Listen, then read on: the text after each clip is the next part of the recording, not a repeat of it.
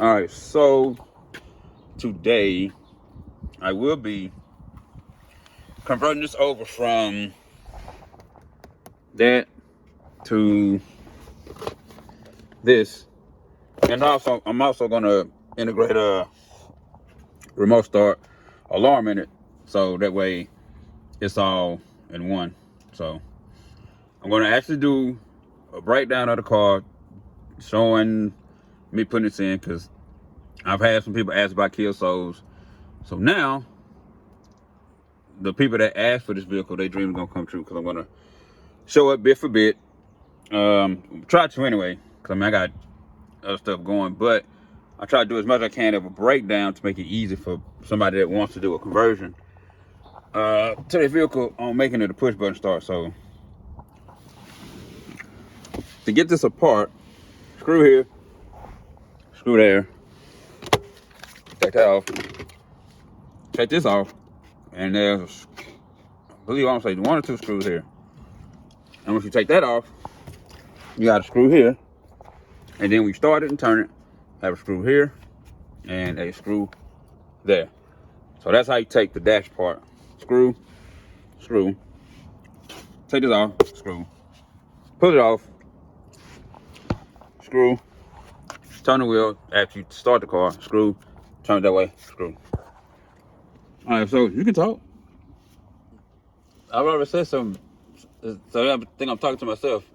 Okay, so the customer's in the car, but she don't want to be on camera. So, all right, look. So the hole saw that comes in the kit, you're gonna make a hole here. All right, gonna make a hole here. All right, so that way you can get the button in. Do this. Like so.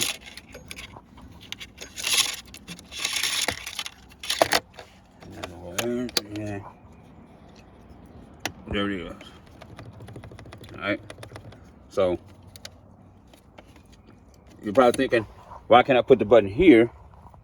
Well, this cylinder, the way it's made, the earlier models 2010 to 2014 is made different. There's a pin holder, I can actually remove it. This one I can't remove, so that's why the button is there instead of here. When it was well, not ugly, but you know, in process. No, I didn't. I should have. Yes. See, this is why you needed me. Yeah. Okay, now, so I've pretty much made the connections.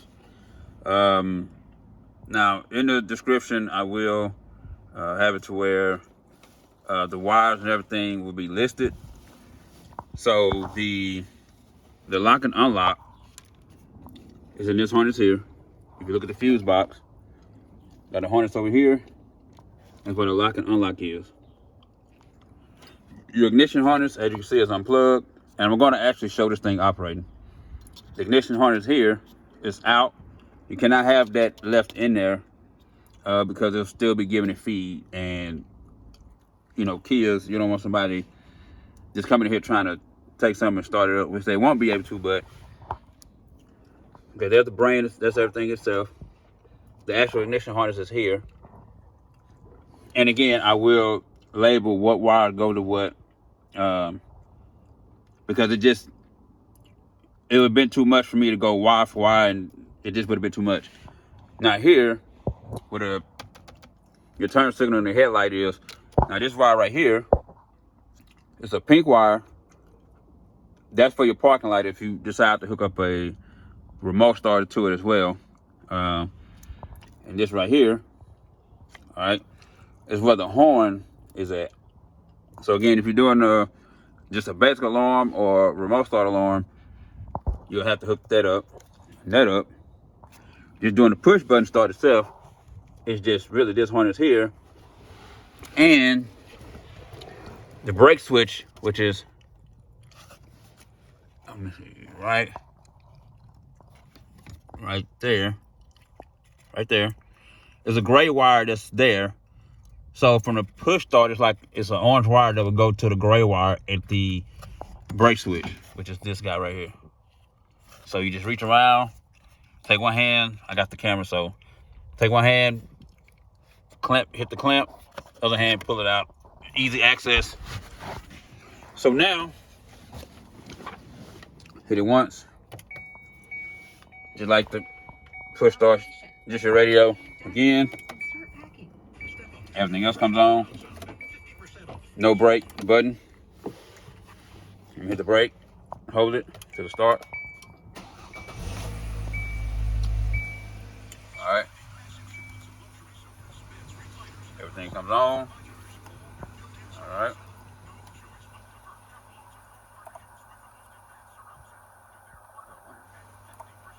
All right. Hey, you see the radio's on. Turn it off. All right. So the only thing I got left to do is this ignition cylinder, in which I'm not gonna be able to remove that because of this cap that's over it. So what I'm gonna do is I'm gonna take the key apart, take the blade, do that, and then we'll be good. And then it will. That of course is unlocked, but this here steering wheel, it will lock. So I gotta take care of that. In the next video I'll show that, and then it'll be all back together. All right, so it's all back together. As you can see, it is capped off. All right. So we got the. All right. So that's that. Everybody know how remote start work. I've done plenty of them, so we ain't gonna do all that. So, foot to brake button, hold it, let it do what it's gonna do. Starts right up. As you see, the windshield wipers work. Signals, everything's good. Horn. All right. Heat is blowing. Radio. So the car completely done, back together, gear shift, good to go. So Kia Soul, it was a DIY video.